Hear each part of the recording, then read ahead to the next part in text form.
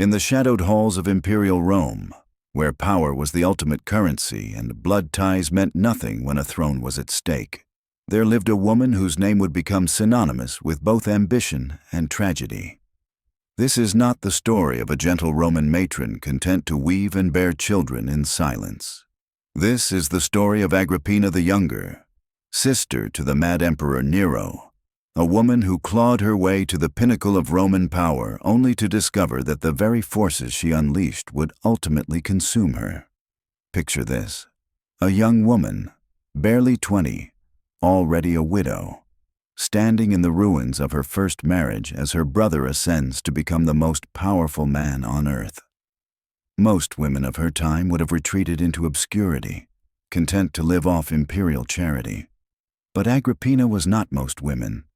She was the great-granddaughter of Augustus, the first Roman emperor, and imperial blood flowed through her veins like liquid ambition. She had witnessed her mother's exile and death, her brother's executions, and the systematic destruction of her family by paranoid emperors. Yet, instead of cowering in fear, she made a choice that would reshape the Roman Empire forever. She decided to seize power for herself. What followed was a masterclass in political manipulation that would make Machiavelli himself take notes. Agrippina didn't just survive the deadly game of Roman court politics. She rewrote the rules entirely. She became the first woman in Roman history to appear on imperial coinage alongside a reigning emperor. She held audiences with foreign dignitaries, commanded the loyalty of the Praetorian Guard, and for a brief, shining moment, effectively ruled the greatest empire the world had ever known. But power in ancient Rome was a double-edged sword, and the same ruthless ambition that elevated her to unprecedented heights would ultimately seal her doom. The son she had manipulated onto the throne, the boy she had shaped and molded to be her perfect puppet emperor, would grow into something she never anticipated. Nero wasn't content to be controlled by anyone, not even the woman who had given him everything. The relationship between Agrippina and Nero began as the ultimate political partnership. Mother and son, united in their quest for absolute power, each believing they could use the other to achieve their goals. But as Nero's reign progressed, their alliance transformed into something far more sinister, a deadly dance of manipulation, betrayal, and ultimately, murder. Agrippina's story is one of contradictions that would challenge everything you think you know about women in the ancient world. She was simultaneously victim and perpetrator, protective mother and ruthless schemer, brilliant strategist and tragic figure who couldn't see her own destruction approaching. She lived through the reigns of 6 different emperors, survived multiple assassination attempts, orchestrated the deaths of rivals, and accumulated wealth and influence that rivaled the emperor himself. But perhaps most shocking of all, the historical record suggests she may have committed the one crime that even the Romans, accustomed to political violence and family murders, found utterly unforgivable. Ancient historians whispered that she had crossed a line so taboo, so fundamentally wrong, that it would haunt her reputation for centuries to come. The woman who started as Nero's greatest supporter would end up as his most dangerous enemy. The mother who had secured his throne would become the obstacle he needed to eliminate. And the political genius who had outmaneuvered emperors and senators alike would finally meet her match in the young man she had raised to be the perfect ruler. This isn't just another tale of Roman decadence and excess. This is the story of how unlimited ambition, when coupled with unlimited power, creates a perfect storm of destruction. It's about what happens when family bonds become political weapons, when love becomes manipulation, and when the very success you fought for becomes the instrument of your downfall.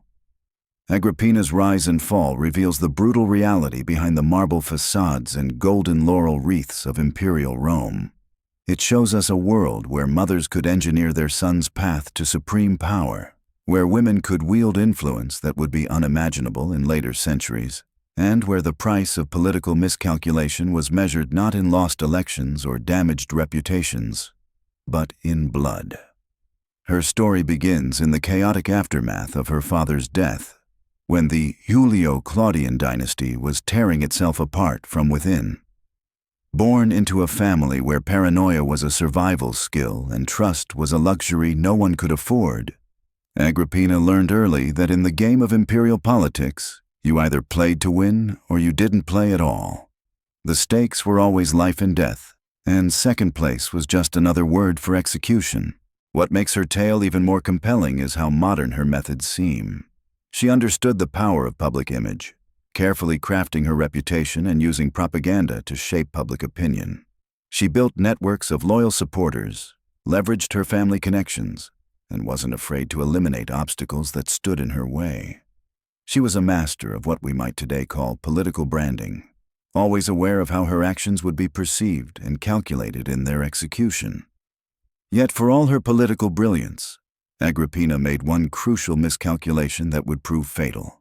She believed that maternal bonds would trump political ambition, that the son she had shaped would always remain under her control. She failed to recognize that by teaching Nero to be ruthless, by showing him that murder was just another tool of statecraft, she was creating a monster who would eventually turn those very lessons against her. The final act of their relationship reads like a Greek tragedy, complete with prophecies, betrayals, and a climax so dramatic that it seems almost too incredible to be true. The tension between mother and son reached its breaking point when Nero began asserting his independence as emperor. What had started as a carefully orchestrated partnership was crumbling under the weight of competing ambitions. Agrippina had spent years positioning herself as the power behind the throne, but she had made one critical miscalculation. She had taught Nero too well. The first major crack appeared when Nero fell in love with Poppaea Sabina, a beautiful and ambitious woman who saw Agrippina as an obstacle to her own rise to power. Poppaea whispered poison into Nero's ear, convincing him that his mother was controlling him, manipulating him, treating him like a child emperor rather than a true ruler. These weren't entirely lies. Agrippina had grown accustomed to wielding power through her son, and she wasn't about to step aside gracefully. The breaking point came during a heated confrontation in the palace. Agrippina, furious that Nero was making decisions without consulting her, reminded him of everything she had done for him. She had murdered Claudius to put him on the throne. She had eliminated rivals. She had sacrificed everything for his power. But instead of gratitude, her words only fueled Nero's resentment.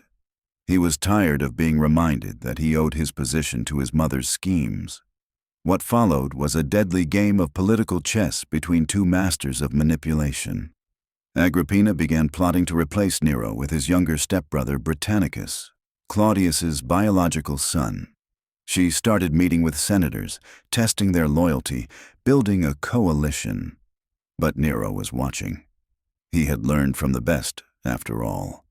In a move that shocked even the cynical Roman elite, Nero struck first.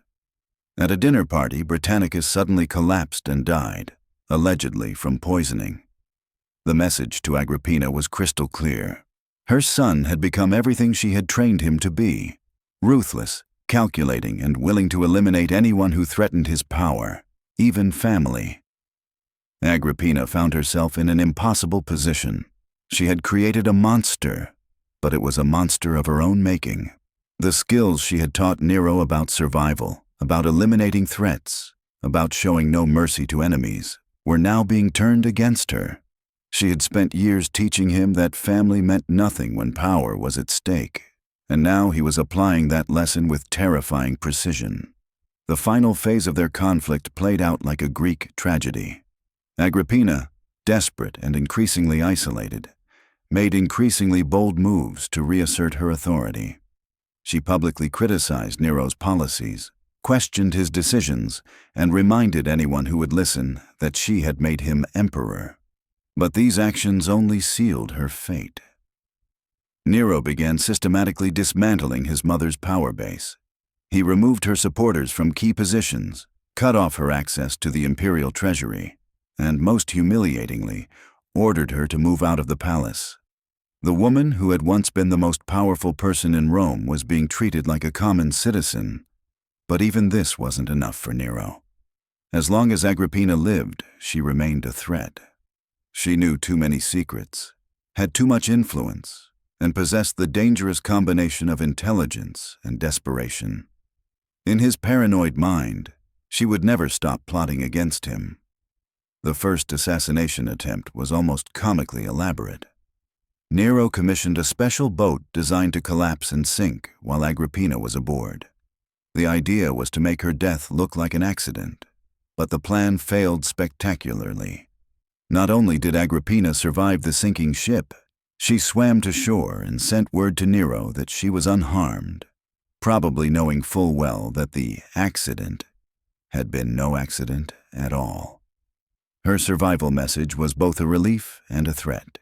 She was alive, but now she knew beyond doubt that her son was trying to kill her. The pretense of family loyalty was completely shattered. This was now a fight to the death between two people who understood each other's capabilities perfectly. Realizing that subtle approaches wouldn't work, Nero abandoned all pretense. He sent soldiers to Agrippina's villa with explicit orders to kill her. When they arrived, Agrippina knew immediately why they had come. According to historical accounts, she faced her death with the same steely resolve she had shown throughout her life. In her final moments, she reportedly told the soldiers to strike her in the womb that had given birth to such a monster. It was a final act of defiance, a recognition of the tragic irony of her situation. She had literally given life to her own destroyer. Agrippina the Younger died in 59 AD, murdered on the orders of her own son. She was approximately 43 years old, having spent nearly her entire adult life scheming, manipulating, and fighting for power in one of history's most dangerous political environments. Her death marked the end of an era. With Agrippina gone, there was no one left who could challenge Nero's authority or remind him of his obligations to family and tradition. The last restraining influence on his behavior had been eliminated, and Rome would soon discover just how dangerous an unrestrained Nero could be. The tragedy of Agrippina's story lies not just in her violent death, but in the completeness of her failure. She had sacrificed everything: her previous marriages, her relationships, her reputation, even her moral compass, all in pursuit of power. She had committed murder to advance her son's career and taught him that ruthlessness was the key to survival. But in the end, all of her schemes, all of her sacrifices, all of her carefully laid plans came to nothing. She had created the instrument of her own destruction. The son she had molded into the perfect Roman emperor had learned her lessons too well. He understood that in the game of imperial power, even mothers could become enemies, and enemies had to be eliminated. Her legacy is complex and contradictory. She was undoubtedly one of the most influential women in Roman history, breaking barriers and wielding power in ways that few women before or after her managed to achieve. But she was also a cautionary tale about the corrupting nature of power and the dangerous game of imperial politics. Perhaps most tragically, Agrippina's story demonstrates how the pursuit of power can destroy the very relationships it's meant to protect.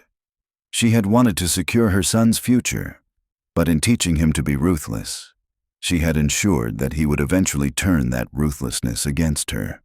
The woman who had once stood beside emperors, who had her image on coins, who had commanded the loyalty of the Praetorian Guard, died alone, killed by soldiers acting on orders from the child she had raised. After her brutal assassination in 59 AD, Agrippina the Younger's death sent shockwaves through the Roman Empire that would be felt for generations. The woman who had orchestrated the deaths of emperors, manipulated the succession, and ruled Rome from behind the throne was gone. But the consequences of her life and death were just beginning to unfold. The immediate aftermath was telling. Nero, having finally rid himself of his domineering mother, experienced what could only be described as a psychological liberation mixed with crushing guilt. Ancient sources describe him as initially elated, then increasingly paranoid, and haunted by nightmares. He would claim to see Agrippina's ghost, to hear her voice in the wind. Whether genuine remorse or manufactured drama for political purposes, Nero's behavior after the murder revealed the profound psychological damage their toxic relationship had inflicted on both parties. The Roman Senate, Those spineless sycophants who had spent years cowering before Agrippina's power suddenly found their voices. They rushed to congratulate Nero on his narrow escape from his mother's alleged treasonous plots. It was a pathetic display of political opportunism.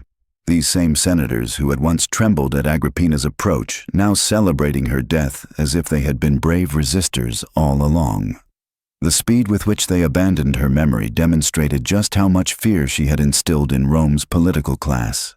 But Agrippina's death created a power vacuum that nobody was prepared to fill. She had been the last direct link to Augustus, the final representative of the Julio-Claudian dynasty's founding legitimacy. Her political acumen, however ruthless, had provided a stabilizing force in the early years of Nero's reign.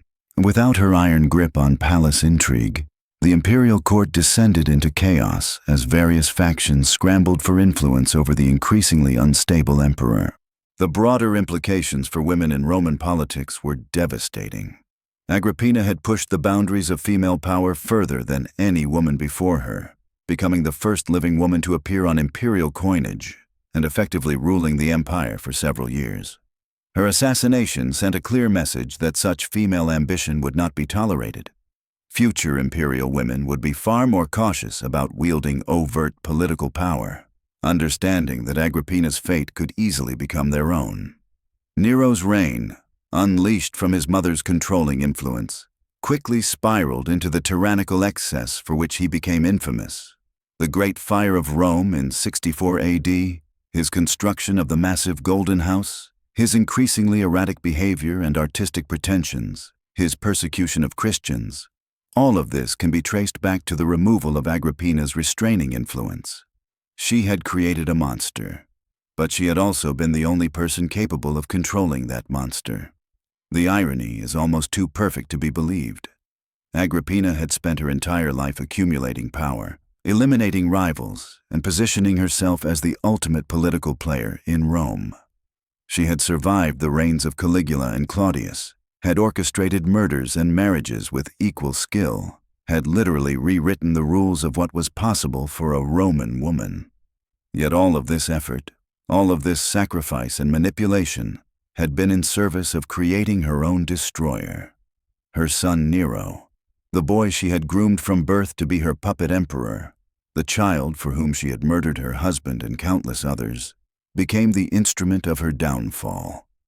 Every lesson she had taught him about ruthless pragmatism, every example she had set about eliminating obstacles, every demonstration of how power could be wielded without mercy, all of it was eventually turned against her. The tragedy extends beyond just Agrippina herself to encompass the entire Julio-Claudian dynasty. Her death marked the beginning of the end for Augustus's bloodline. Nero would die childless in 68 AD, just 9 years after murdering his mother, ending the dynasty that had ruled Rome for nearly a century. The civil wars that followed, the year of the 4 emperors, the chaos and bloodshed that convulsed the empire, all of it can be traced back to Agrippina's machinations and their ultimate failure. Perhaps most tragically, Agrippina's story reveals the fundamental impossibility of her position as a woman in the Roman world. She was brilliant, capable, and more politically astute than most of the men around her. But the system she operated within would never allow her to rule openly in her own right. She was forced to work through proxies, to manipulate from the shadows, to build her power on the achievements and positions of the men in her life. This structural limitation ultimately doomed her efforts, as it meant her power was always dependent on others who could eventually turn against her.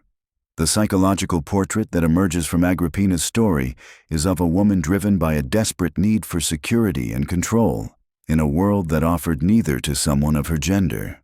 Every betrayal she witnessed, every family member she lost to political violence, every moment of vulnerability she experienced, only reinforced her belief that power was the only protection. Yet in pursuing that power so ruthlessly, she created the very conditions that led to her destruction. Her legacy in Roman history is complex and contradictory. Later historians, writing under the influence of misogynistic Roman cultural attitudes, portrayed her as a cautionary tale about the dangers of female ambition. They emphasized her cruelty, her manipulation, her sexual impropriety, all the standard charges leveled against powerful women throughout history. But a more nuanced reading reveals a figure of genuine historical significance, a woman who pushed the boundaries of what was possible and paid the ultimate price for her audacity. Agrippina the Younger represents the dark side of imperial Rome, where family bonds were subordinated to political necessity, and where the pursuit of power corrupted everything it touched. Her story is a reminder that the glittering facade of imperial Rome was built on a foundation of blood, betrayal, and broken relationships. She was both victim and perpetrator, both revolutionary and traditionalist, both brilliant strategist and ultimately tragic figure. The house she died in, the very walls that witnessed her final moments, would have been stained not just with her blood, but with the accumulated trauma of generations of imperial violence. Her death was not just the end of one woman's ambitions, but the culmination of a system that turned families into battlegrounds and children into weapons against their parents. In the end, Agrippina the Younger's rise and fall serves as one of history's most compelling examples of how the pursuit of power, no matter how skillfully executed, can ultimately consume those who seek it. Her story continues to fascinate because it touches on universal themes of family dysfunction, political ambition, and the ways in which our greatest strengths can become our most fatal weaknesses. She reached heights of power that no Roman woman before her had achieved, only to discover that those heights offered no protection from the very forces she had unleashed in climbing them.